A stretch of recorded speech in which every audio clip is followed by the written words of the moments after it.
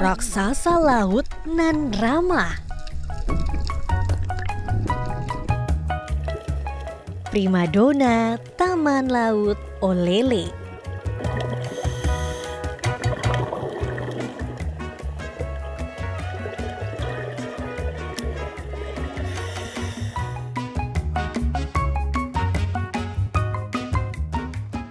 Penyelaman minat khusus.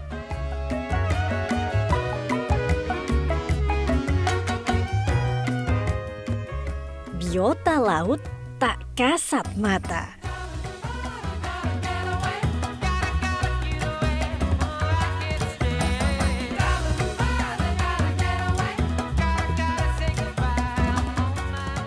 Cerita kejayaan maritim.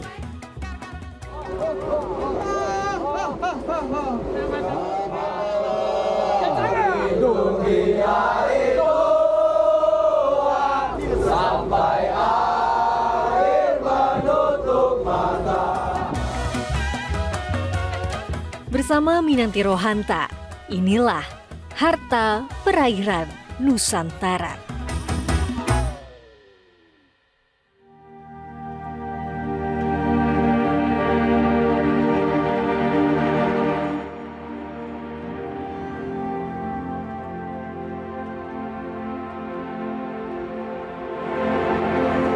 Pelayaran kami lalui selama 4 hari di perairan Selat Malaka dengan titik berlabuh di Dumai.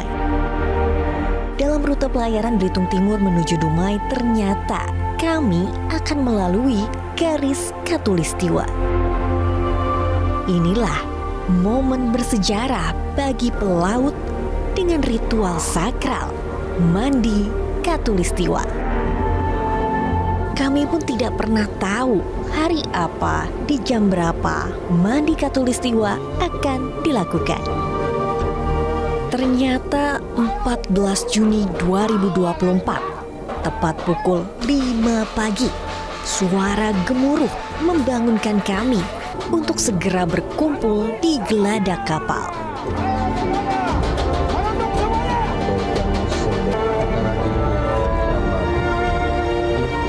Siapakah yang banyak menyuapikan Anda?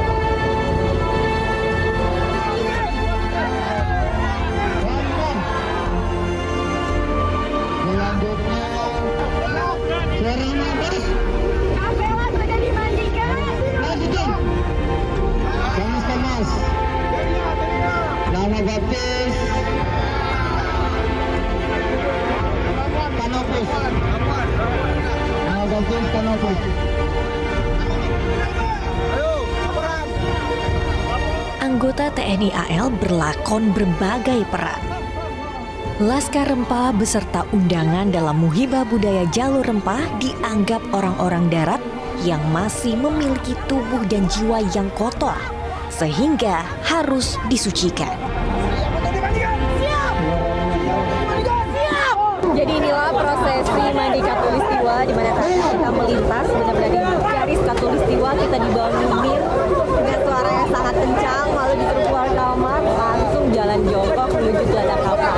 Lalu kita disiram dengan air dan ini adalah prosesi mandi atau disucikan mandi Khatulistiwa, dan kita harus menghadap Dewa Neptunus untuk melaporkan kalau kita sudah dibaptis istilahnya dan diberikan nama dengan air kembang, lapor, lalu kita minum air rawa, dan ini prosesi masih terus berjalan.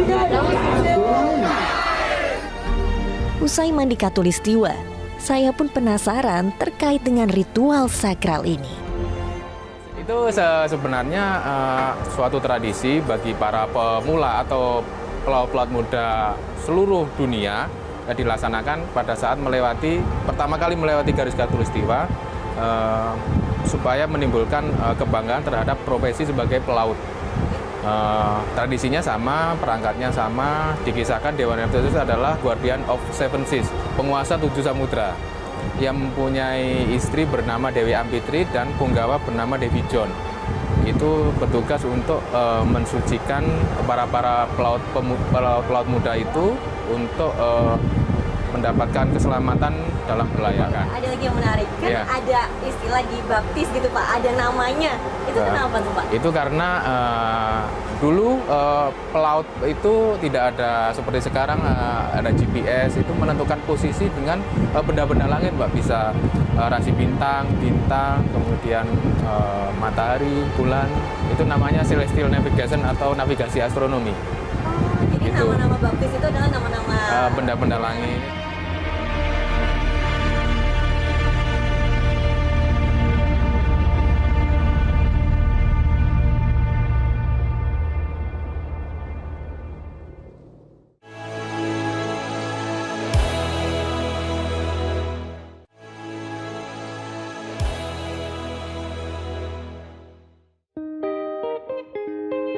Gorontalo menjadi sebuah daerah yang memiliki ekosistem laut yang unik.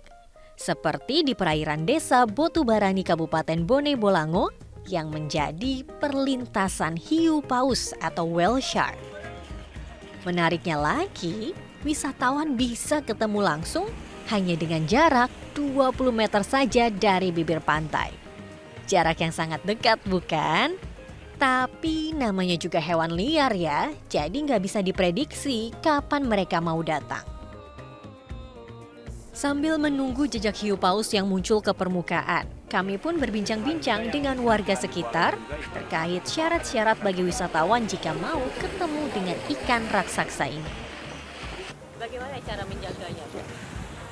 Kami sadari bahwa hiu paus ini dilindungi. Makanya kami selalu mengedukasi kepada para pengunjung, mohon jangan menyentuh hiu paus. Ini yang selalu kami edukasi kepada para pengunjung melalui mikrofon yang ada. Dan alhamdulillah juga dari pihak BPSPL Makassar telah melakukan salah satu tagging di di siripnya itu, dan taggingnya itu bisa connect ke internet. Jadi kita bisa melihat keberadaan dari hiu paus ini di mana. Saya pun langsung tak sabar ingin berjumpa dengan Shirley, sapaan bagi whale shark yang kerap muncul. Pertama-tama saya ingin merasakan sensasi berbeda di atas perahu transparan menuju ke tengah laut. Saya pun didampingi oleh satu pemandu yang akan mengarahkan kapal ke titik keberadaan whale shark. Jadi, dahulunya warga desa ini berprofesi sebagai nelayan. Tapi kehadiran hiu paus ini membawa angin sejuk bagi warga yang akhirnya sadar wisata dan beralih profesi sebagai pemandu, penyewa perahu, pendokumentasi, hingga berwirausaha. Wah, senang sekali rasanya saat hiu paus ini mulai mendekat.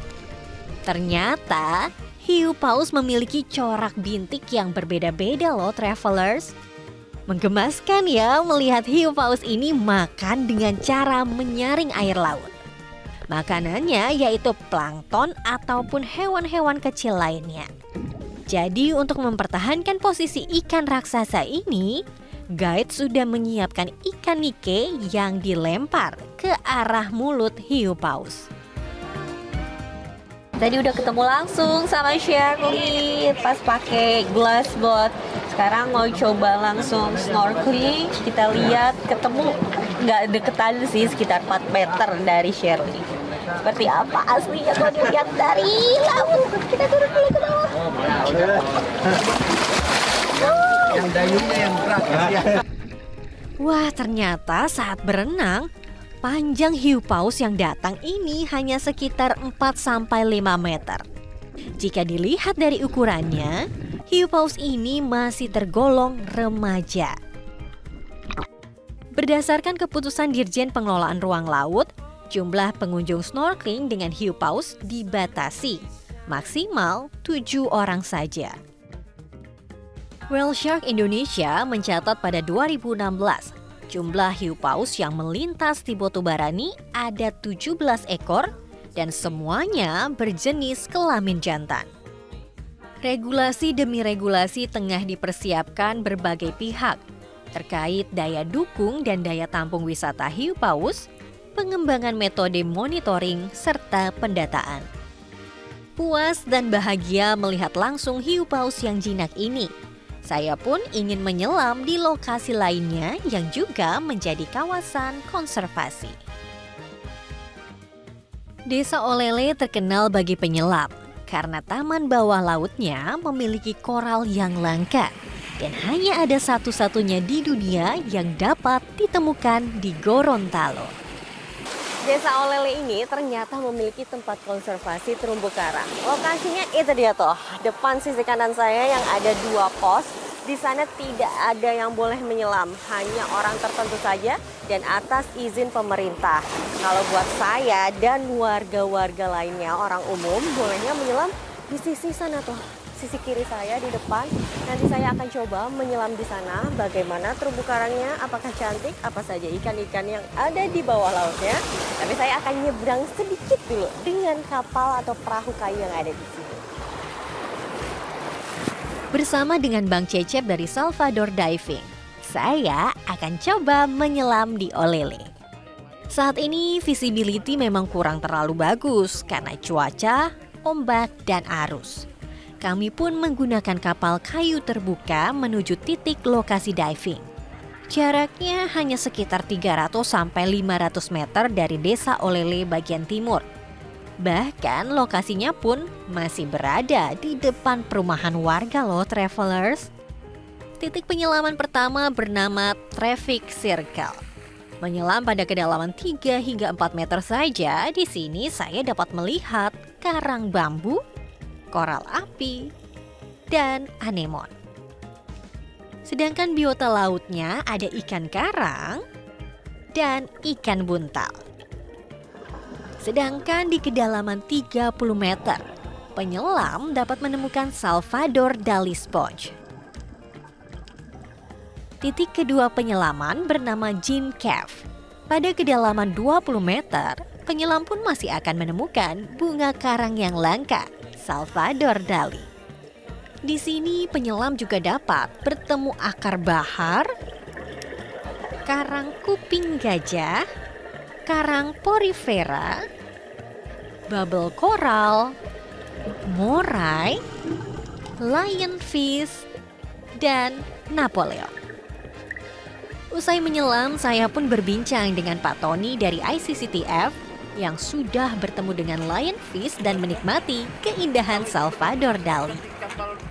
Menurut Pak Tony, potensi wisata bawah laut di sini harus ada intervensi dari pemerintah dan swasta agar semakin berkembang. Itu yang sebenarnya menjadi kunci dari apa yang kita sebut dengan pendanaan biru. Yang ini kita terapkan di kawasan perairan seperti di Olele ini. Hal tersebut bisa digunakan untuk meningkatkan infrastruktur tadi. Baik itu yang jalan, baik itu tempat turis untuk singgah, restoran, pemberdayaan masyarakat yang lebih bagus dalam bentuk misalnya pelatihan capacity building dan peraturan dan regulasi. Nah, oleh sebab itu yang menjadi hal penting kita harus buat semacam satu neraca sumber daya.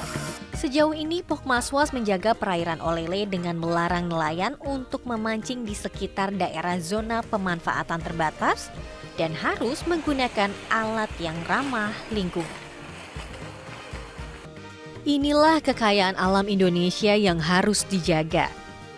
Konservasi hanyalah sebuah upaya untuk melestarikan biota laut endemik, terumbu karang, hingga keindahan bawah laut Nusantara. Laut sejahtera atau Lautra diharapkan juga berdampak bagi kelangsungan hidup masyarakat pesisir.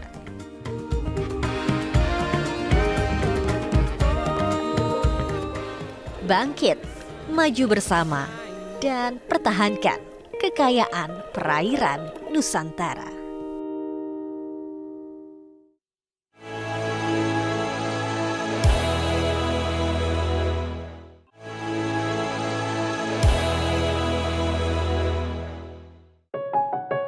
Satu lagi kekayaan laut Sulawesi Utara yakni keragaman biota lautnya yang bisa dinikmati oleh wisatawan pegiat selam. Dan satu daerah dengan keunikannya menjadi lokasi favorit penyelaman minat khusus yang disebut Mark Dive. Ya, Selat Lembeh di Bitung ini tempatnya. Di sini, pegiat fotografi makro atau biota super kecil di hamparan pasir dan lumpur laut dapat mengeksplorasi banyak objek yang menarik. Setelah perjalanan darat yaitu sekitar 30 menit atau naik kapal sekitar 10-2 menit, akhirnya tiba juga di Lembeh. Di sini tuh banyak banget resort dan juga yang harus dinikmati yaitu menyelam. Mau snorkeling ada yaitu dekat pulau-pulau kecilnya. Tapi kalau misalnya menyelam, itu dia minat khusus yang sangat menarik. Penasaran? Jangan kemana-mana, ikutin aku terus makanya. Pemerintah Kota Bitung yang menaungi langsung pariwisata Lembeh juga berperan aktif dan tentunya dengan dukungan pemerintah Provinsi Sulawesi Utara dalam pengelolaan kekayaan lautnya. Selain itu, kegiatan pengembangan pariwisata Laut Lembeh juga mengedepankan sektor perekonomian masyarakat sehingga dengan menjaga laut dan mengemasnya sebagai bentuk wisata bahari yang menarik, tentu dapat menambah geliat perekonomian bagi masyarakat di sekitarnya. Pengelolaan kan butuh pendampingan. Nah, bagaimana pendampingan yang dilakukan oleh pihak Pemda, Pemkot ataupun dari dinas-dinas terkait nih Pak? Ya, jadi kita melakukan pendampingan seperti Dinas Pariwisata, Dinas Perikanan, mereka melakukan pendampingan seperti tugas dan tanggung jawab tupoksi yang mereka miliki. Kalau Dinas Pariwisata dalam rangka pendampingan untuk pelatihan tour guide atau membuat paket wisata, itu kan penting juga karena ilmu pengetahuan tentang paket wisata ini pasti hanya didapat di level-level tingkat akademi atau praktek-praktek oleh usaha-usaha bisnis pariwisata yang besar. Masyarakat kecil ini tidak paham. Nah, kita membantu mereka contoh membuat paket wisata dari bandara sampai ke Bitung, difasilitasi dengan kendaraan apa. Baru kemudian kalau ada turis yang datang, asing yang datang, mereka bisa menggunakan bahasa Inggris. Nah, pelatihan-pelatihan ini melengkapi mereka akan pengetahuan tentang objek wisata yang ada di wilayah kita ini. Seperti spot dive kita ada 96 titik, di dalamnya ada mark dive, ada makro yang sangat unik itu pengetahuan-pengetahuan yang harus mereka miliki. Sehingga para turis itu bisa langsung tertarik dari contoh dia cuma mendengar atau kemudian membaca, dia sudah bisa berada di kota ini dan kemudian bisa menikmati. Sebelum menyelam, saya akan bertemu dengan Om Ben dulu nih, yaitu tour guide yang akan menginformasikan apa saja yang boleh dilakukan dan tidak boleh dilakukan saat menyelam. Om, apa do's and don't-nya yang boleh dan tidak boleh untuk penyelam makro lakukan ketika menyelam? Ya, makro itu identik dengan fotografer ya. Yang bagusnya untuk makro itu adalah kita bisa menikmati keindahan yang kecil-kecil itu, tapi itu kontrak dengan kadang-kala ada yang divers yang nakal juga. Nakalnya dalam tanda kutip bahwa tidak mau peduli dengan bahwa makro ini juga adalah makhluk hidup. Ya kan kadang-kala dengan pointernya, dengan behavior seorang dive guide atau seorang fotografer juga itu juga harus dijaga. Oke. Om, kalau misalnya penyelam itu boleh nggak sih Om misalnya berlutut di dasar kan pasir ya rata-rata makro itu pasir. Boleh nggak sih kalau misalnya berlutut atau misalnya kita menggenggam pasirnya gitu? Iya. Nah, bagus, ini sangat bagus pertanyaannya. Kalau di Selat Lembeh ini memang ada begitu banyak, kita kan karena banyaknya dive site yang kita diving di mark site. Nah, kita harus sangat hati-hati untuk kita turun lebih ke dasar laut. Kadang-kadang kita harus kasih sign seperti ini karena di situ mungkin kita lihat di situ pasir, tapi ada begitu banyak mikroorganisme yang tinggal di pasir. Nah, seperti skeleton shrimp yang kecil gini kita mungkin nggak bisa lihat, tapi mereka ada di seputaran itu. Makanya kita harus hati-hati. Kita harus periksa dulu dasar laut itu, baru kita bisa mungkin posisi kaki seperti itu. Nanti aku sama Om Ben akan menyelam ya. Oke, siap. Kita siap naik perahu ini, kapal ini? Ya, Oke, ayo. Silakan Om. Mari.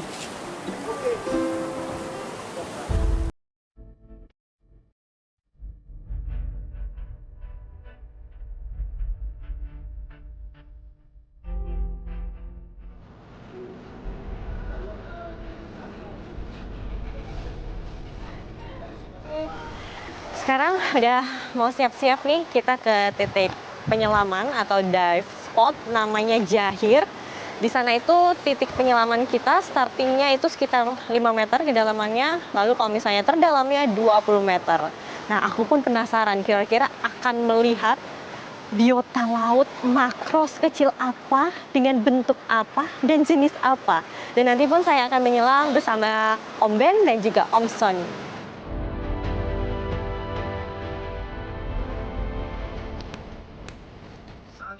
Ini adalah penyelaman McDive pertama saya. Di spot penyelaman ini, awalnya saya berpikir tidak banyak melihat biota laut di hamparan pasir hitam. Namun ternyata, wow, benar-benar unik dan menarik ya travelers. Memang diperlukan pemandu selam profesional dengan keterampilan khusus dan pandangan mata yang cukup akurat untuk bisa melihat objek-objek kecil ini. Di antaranya adalah skeleton shrimp yang sangat kecil sedang hinggap di tumbuhan laut. Bahkan saya harus dijelaskan lebih detail lagi nih oleh pemandu saya, Om Ben. Beberapa spesies kelinci laut atau lintah laut dengan warna yang indah juga saya temui di sana. Satu yang menjadi primadona penyelam fotografi makro adalah kuda laut mini atau Bargibanti pygmy seahorse, juga Thorny seahorse yang berwarna kuning dan lucu ini nih travelers. Masih banyak lagi yang saya lihat atas bantuan pemandu selam tentunya. Mantis shrimp atau udang berwarna-warni yang sedang bersembunyi di rumahnya, hingga lincahnya gurita kecil atau mimik oktopus yang melintas di depan saya. Seru sekali travelers, dan tentunya menjadi pengalaman tak terlupakan bagi saya menyelam di Selat Lembeh, Sulawesi Utara.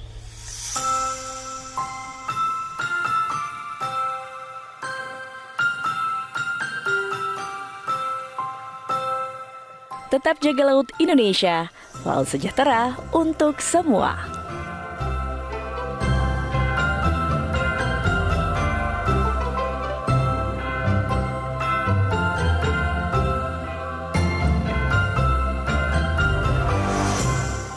Jelajahi cara baru mendapatkan informasi. Download Metro TV Extend sekarang.